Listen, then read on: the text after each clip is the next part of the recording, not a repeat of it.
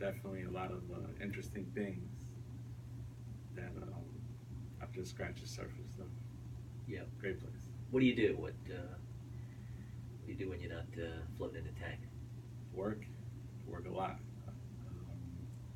I work pretty much 61 hours a week. I'm in sales, so I do a lot of work Yeah. and spend time with the family. Good. Cool. What kind of sales you in? Car sales. Car sales. Yeah, I'm in the car business. And so, let me ask you this: so how has floating impacted work life and home life, or life in general for you? Well, life in general, it just seems like I'm more carefree. Definitely don't have the levels of stress I once have had.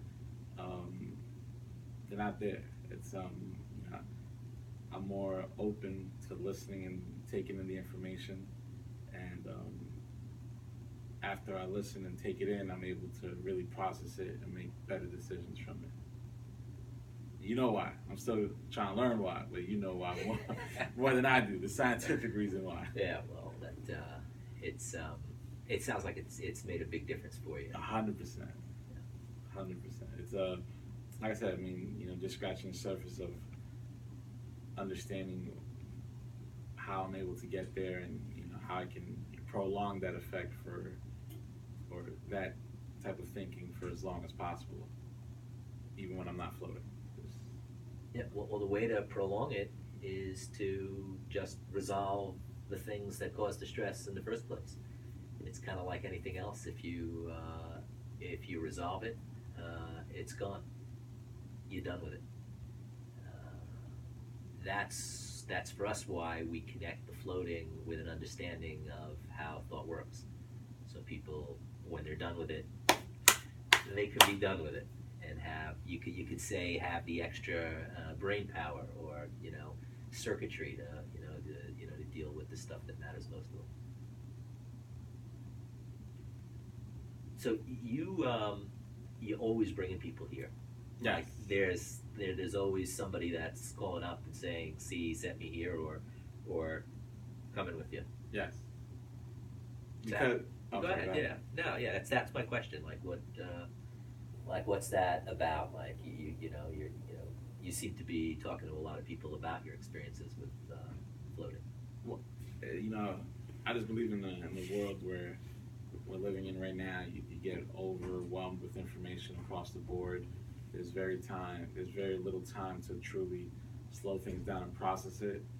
So you're running on emotions day in and day out, which causes you to be unhealthy, and just exhausts your body, exhausts your mind, and you start making decisions and holding on to things longer than you should.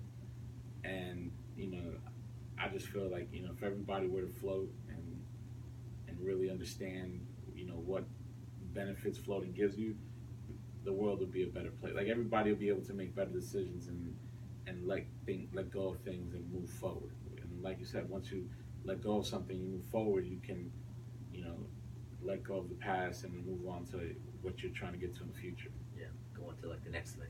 Yeah, going on to the next thing, or trying to be the best version of yourself you possibly can. That's once you let go of the baggage and the stress and the emotions, you can focus on what you want to be. Because when there is none of that left, all you have is yourself, and it's like, okay, what is it that I want to accomplish? Who is it that I want to become? Because you're not thinking of anybody else's stress or anything else. You're just thinking of who you're trying to be.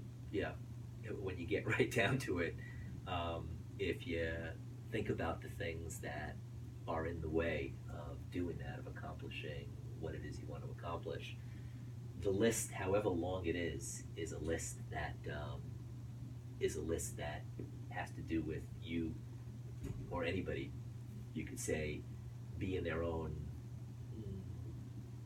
enemy or adversary, or standing in their own way, which is kind of a strange thought at first, because it's at least it's at first when somebody walks in here, because when we ask them why they come here, and their top 10 reasons or their top 5 reasons are things like my boss, my significant other, my kids, my job, or financial issues. And so their reasons are pointing all outside of them as to why things aren't working well. But when you get right down to it, the things that trip us up are things that, the obstacles we put in our own way. Of course, fear comes from within. It's not, Yeah. not everybody has the same fear. So Yeah.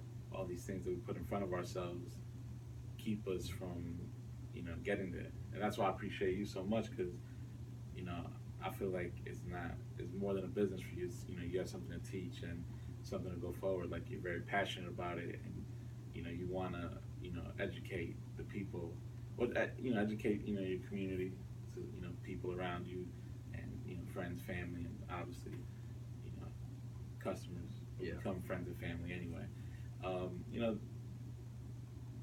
That information that you have to pass on, I mean, I think that's one of the things that inspire you to do what you do. Yeah, it's true. Yeah, it's true. Like from your experiences of where you've been in 2 years ago versus now, and for me, I've been doing this now for over 6 years. And just looking back at where I was and how I did business, and you could say how I did family and how I did relationships are worlds apart. And that has everything to do with what I've learned in floating and through the mental arts seminars that we teach. Because each step of the way for me was a way of being done with something. It's like, I'm done. That's, I'm not going to do that anymore. So that's why we're here. Now, has it ever creeped back on you? Has anything that you're like, I'm done with, come back? So here's the thing: is like the answer is things don't creep back when you're done with them. In terms of if you resolve a thought that you've been harboring since you were, say, this high, you're done with it. But they have lots of strands to them and kind of tentacles out, because as you and I talked about earlier, what brings people in here lots is because they've got stress or frustration or whatever you want to call it. And it always comes self-generated. It's impossible that it's generated from the outside, although people often point and say those people on the outside are causing it. So when they address it from the inside, they do address it. But what you find is that those thoughts, which you've been harboring since you were like yay high, have lots of tentacles and lots of areas that they kind of connect to. So as you adjust a thought, and we take people through a process for doing that in our intro class, it's adjusted. But yet you find over time that there are other tentacles, and so it's kind of like you build a bridge. You start to unwind it and get rid of it, and then you get rid of more and more and more and more, and then eventually, it's at a point where you don't even experience the thought. So let me ask you this: what has been, and not to rate it because everything's important. Like, I could tell you one of the greatest things that's changed for me ever since I started flowing, as far as like a personality trait, how you handle things. What was like the biggest change you would say? Like, if you can go back to yourself at 20 and say, listen, if you can fix this, like, and you're like, I can't believe I was able to overcome, like, to see it clearly, like change. Like, there's probably lots in there, but I think I'd say like an enjoyment of people. Because what I was sure about before I started to float, before I started to take seminars and workshops in the mental arts, is that I was sure that what I perceived, what I thought I saw people doing, was actually what they were doing, and not taking into account, because I didn't understand at that point, that no matter what I saw,